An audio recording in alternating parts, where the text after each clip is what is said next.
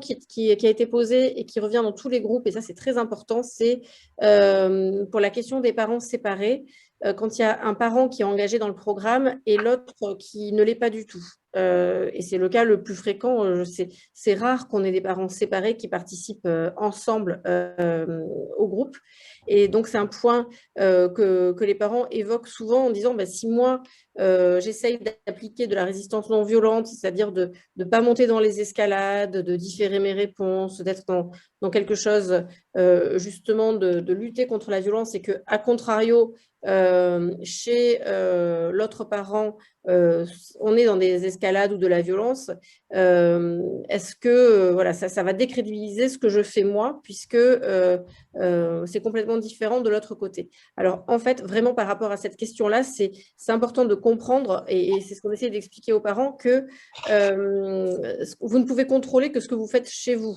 De toute façon, déjà, on peut pas contrôler grand-chose, et c'est ce qu'on essaye d'expliquer dans ces groupes. On ne peut pas contrôler son enfant, déjà, et ils ont bien à cœur de vous démontrer que vous ne pouvez pas les contrôler. Vous pouvez vous contrôler vous-même dans votre propre maison, mais il ne faut surtout pas s'atteler à l'objectif de vouloir changer les choses de l'autre côté, parce que c'est pas votre mission. Vous, ce que vous voulez en tant que parent, c'est faire cesser la violence au sein de votre propre foyer. C'est votre objectif.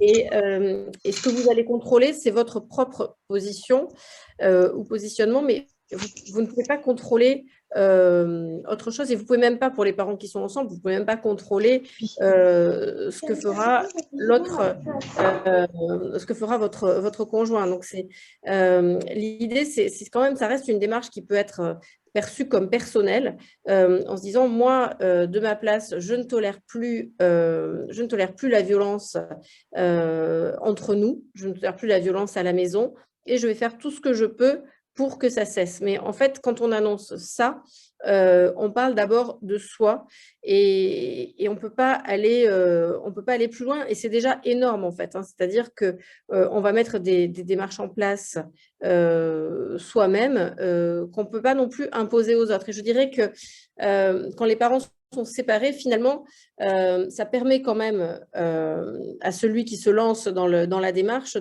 d'avoir un peu le contrôle sur son propre foyer, sur ce qu'il fait ou ce qu'il ne fait pas. Et l'image est de toute façon différente dans les différents endroits, mais on renvoie déjà un modèle autre et une autre façon de fonctionner, et on renvoie surtout sa propre volonté de faire cesser la violence. Donc, c'est déjà beaucoup. On ne va pas attendre que de l'autre côté, ce soit de la même façon. Et ce n'est pas votre objectif. Votre objectif, il est vraiment personnel. C'est c'est votre démarche, en fait. Et c'est ce qu'on dit bien dans le programme. On fait ça à titre personnel, et on ne peut contrôler que soi-même. Bien sûr, l'hypothèse qu'on fait et qui se vérifie quand même dans un certain nombre de cas, c'est que si on change son positionnement, l'enfant va être obligé aussi, dans un deuxième temps, d'évoluer. Mais ne soyez pas trop ambitieux à vouloir que tout le monde fasse comme vous ou adhère à ce que vous faites. Là où c'est plus compliqué, de mon point de vue, c'est quand on a deux parents sous le même toit, donc une famille, on va dire, classique, et qui ne sont pas du tout au même niveau de positionnement. Et je prends l'exemple du réseau de soutien parce que c'est là que ça peut un peu coincer. Moi, ça m'arrive régulièrement d'avoir des parents qui disent, bah, moi, je prends plus l'exemple des mères, peut-être parce qu'elles sont peut-être plus engagées statistiquement dans les groupes et dans cette participation, qui vont dire, bah, moi, je suis prête à mettre en place un réseau de soutien parce que pour moi, ça a du sens, on doit se faire entourer, on doit en parler. Et en fait, que l'autre parent dise, que lui n'est pas du tout prêt à ce que la famille ou les amis ou les proches soient informés. Et là, c'est plus compliqué parce qu'effectivement, ça devient une affaire de couple, de se dire qu'il y en a un qui est en train de vouloir communiquer dans l'entourage et l'autre qui veut absolument pas communiquer. Et du coup, ça peut bloquer la mise en place du réseau de soutien, et c'est ça qui peut être compliqué. Si on est parent monoparental, j'allais dire, ben, finalement, c'est plus simple. On fait ce qu'on veut par rapport à ça et on n'a pas à se préoccuper de demander des autorisations par rapport au réseau de soutien. Mais pour les parents qui sont ensemble, il y a souvent des vitesses de cheminement qui sont différentes, ce qui est normal. Et donc, l'idée, c'est d'attendre un peu pour le réseau de soutien que tout le monde soit à peu près au même niveau. Après, moi, j'ai des parents, donc je sais que je suis bavarde et que je passe d'une idée à l'autre et qu'il faudra que je traite quand même les autres questions. Mais j'ai des parents qui donc sont ensemble et qui disent que finalement, quand ils ont essayé la désescalade et la réaction à froid, l'autre parent qui est plus dans un modèle de bah, c'est moi qui décide et c'est moi qui dois montrer que j'ai raison, l'autre parent finit par observer et se dire, bah, il y a quelque chose d'intéressant, je vais peut-être voir si ça fonctionne en fait. Donc ça peut aussi, même si on n'est pas, même si on se sent un peu seul au départ, ça peut valoir le coup de montrer une autre façon de faire. Et dans le quotidien, dans la gestion des crises en particulier, dans la gestion de la violence, de finalement faire un peu, comment dire, de faire celui qui se lance pour le reste de la famille et ça peut fonctionner aussi de cette façon-là. Mais en tout cas, n'attendez pas que tout le monde soit au même niveau que vous. N'attendez pas entre guillemets, les autorisations ou que tout soit parfait ou que tout soit en place. Vous pouvez déjà vous positionner, vous, en disant, ben, moi, la violence, c'est pas possible et je vais me faire aider par rapport à ça. Et c'est pas grave, ce que font les autres, vous pouvez pas le contrôler. Par exemple, si vous voulez demander une aide éducative ou que vous, je sais pas, vous faites une démarche pour une démarche pour un soutien éducatif, un placement ou un accueil, et que on vous dit, ben non, mais nous, on viendra pas, ça justifie pas d'eux, ou ça, on le fera pas, ou n'importe. Ben, vous avez fait votre chemin, en fait. Vous avez fait votre mission. Vous avez essayé de chercher de l'aide. Si ça ne marche pas, ben, c'est pas, vous ne pouvez pas le contrôler. Par exemple, aussi, si vous appelez, je pense aux parents qui disent, ben, nous, on a été dans une crise atroce, on a appelé le SAMU ou les pompiers, on leur a demandé de venir de venir à la maison et ils ont refusé. Donc, on s'est senti totalement décrédibilisé ou impuissant.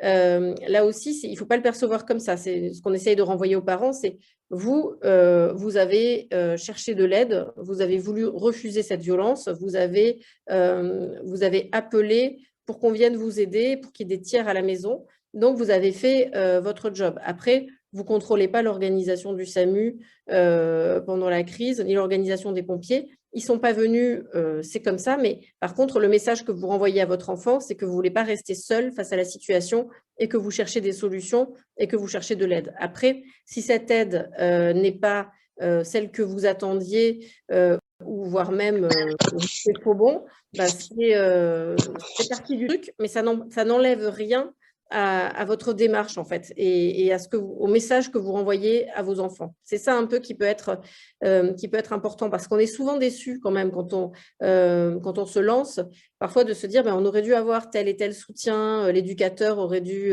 se positionner comme ci ou les pompiers auraient dû venir en fait. Mais je crois qu'il faut apprendre à lâcher prise sur un certain nombre de réponses qui ne seront pas adaptées pour plein de raisons. Mais vous aurez fait votre mission et c'est ça qui peut être, qui à mon avis, est le vrai message pour vos enfants. C'est de dire, bon, voilà, moi, je ne veux pas rester seule et je cherche des solutions. Après, si les solutions ne sont pas celles que vous attendiez, c'est autre chose. Et donc, cette histoire de contrôle, elle est importante à différents niveaux, c'est-à-dire que vous ne pouvez contrôler que vous-même, en fait, dans ces situations. Et d'ailleurs, de façon générale, dans la vie, on peut se contrôler que soi-même. Et encore, j'allais dire, c'est déjà pas toujours si simple. Donc, ne cherchez pas à être trop ambitieux, à vouloir que tout le monde valide ou suive ou fasse exactement ce qu'on voudrait et ce qu'on attendrait. Donc ça, c'est un point important. On peut se lancer par rapport à soi quand on se dit, là, pour moi, j'accepte plus. En fait, il y a un truc, il y a un truc de trop, cette violence, je n'en veux plus. je peux pas continuer comme ça et je vais bouger, je vais faire des choses, je vais montrer que j'accepte pas en fait. Et peut-être pour compléter un peu, je pense qu'il y a dans mon recul, hein, ça fait quand même quelques années maintenant sur les groupes, il y a des parents qui les font plusieurs fois. Il y a des parents il y a des parents qui vont tout de suite enclencher, presque même avant d'arriver sur les groupes, ils ont déjà mis des tas de choses en place, ils ont monté le réseau de soutien, ils ont fait des sit-ins, ils ont fait plein de trucs. Et il y a des parents pour qui ça va être beaucoup plus long. Mais je pense que au début, je sais avec ma collègue Florence Pupier, on voulait que tout le monde démarre en même temps, on mettait un peu la pression sur les groupes.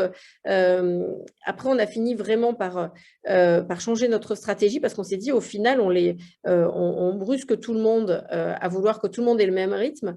Voire même on peut culpabiliser les gens en leur disant mais attendez, vous n'avez pas fait un sit-in, vous n'avez pas fait un réseau de soutien. Donc on s'est aperçu qu'on était trop que ça correspondait pas du tout à la mentalité de ce groupe par rapport à d'autres programmes type Barclay. Et parce qu'en fait, je pense qu'il y a vraiment une histoire de cheminement qui peut être personnel, de se dire il y a un moment où dans ce que moi j'en perçois, où les parents se disent là, c'est pas possible en fait. Là, juste, je veux plus de cette situation. Et c'est un peu, ça peut être la goutte d'eau qui fait déborder le vase, hein. Ça peut être aussi un événement complètement qui n'a presque rien à voir avec la situation et qui fait que là, c'est le moment où on se dit, là, je démarre. Et si pour vous, vous n'en êtes pas encore là, c'est pas vraiment un problème. L'idée, c'est de prendre des stratégies, de prendre des informations et de rester dans cette situation. Bon, je pense qu'on on peut pas forcément, on peut pas toujours mettre les choses en place quand on le sent pas et que par contre, quand on le sent, ça devient beaucoup plus naturel. Enfin, Alors,